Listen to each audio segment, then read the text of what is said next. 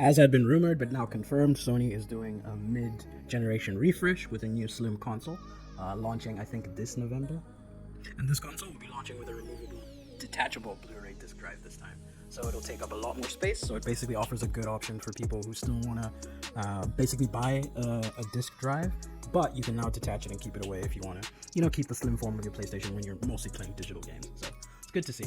So Sony officially announced a new PS5 model with a detachable disc drive and 1 terabyte of internal storage. Why did I call it terrible? But again, it's going to be referred to as the PS5 Slim, as it's just a slightly slimmer and shorter model than the original, bigger, bulky model. And again, this new PS5 has a significant overall reduction in volume by more than 30% and an up to 24% reduction in weight, depending on which model you pick, of course, if you get the one with the detachable drive or if you just get the regular slim one that's going to have no drive. And I think both of them are launching at $4.99 USD, so it'll be converted into whatever native currency you have.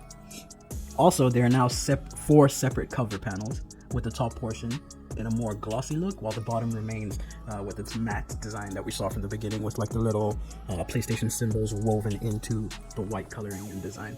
Also, another change in the design is that there are now 2 slits on each side and a dual USB-C ports at the front instead of the single USB-C and USB-A ports that were available on the original current PS5 on the front as well. I think a horizontal stand will also be included in this one, like was included in the original model, and a new vertical one that works on all PS5 models as well. So they sort of just redesigned the original stand that we got with the original models. And one good thing is that both of them come with 1 terabyte of storage now instead of the 825 that came on the existing models.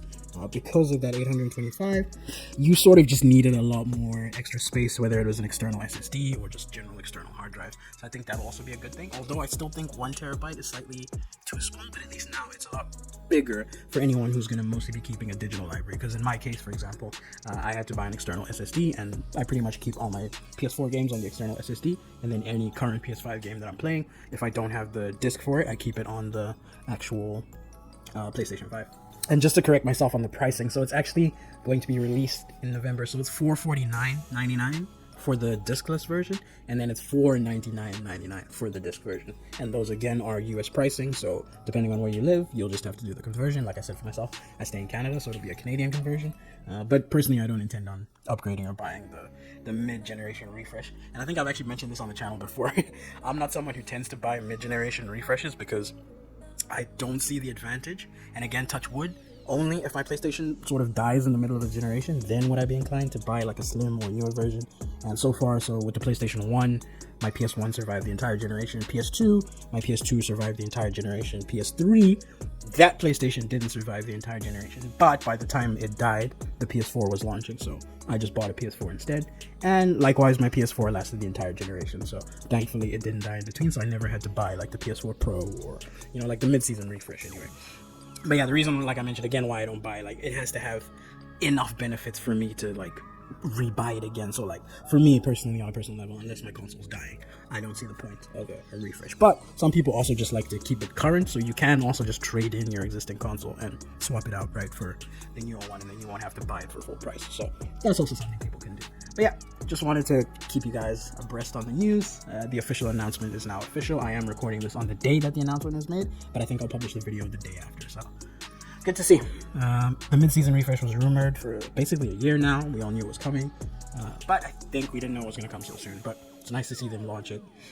There's going to be a lot of buyers for it. And again, it'll flood more PlayStations onto the market. So anyone who is still trying to look for PlayStations and having to deal with scalpers, you'll probably have less problems now trying to buy the new one. So also people will be getting rid of their old ones as well. Anyone who's swapping to the new one. So there'll be a lot of more supply onto the market. But again, the device itself, I think it was leaked at the time that they did the release of the handheld, the Project Q or whatever it was called.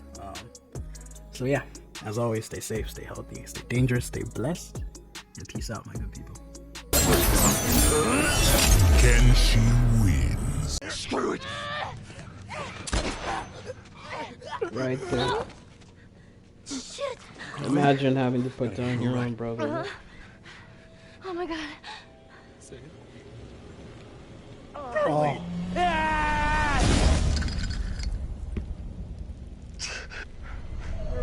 Died last time. Come on, let's go! Woo!